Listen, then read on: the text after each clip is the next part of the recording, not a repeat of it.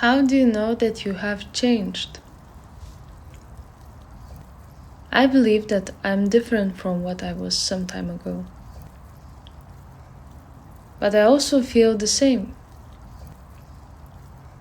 I think I'm the same as yesterday. And that's what I told myself yesterday.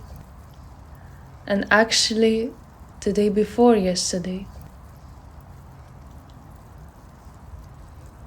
I'm just trying to figure it out. How does it happen? Am I changing now?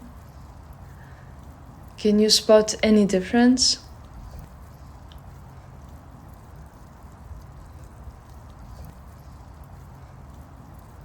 You might encounter a tough situation.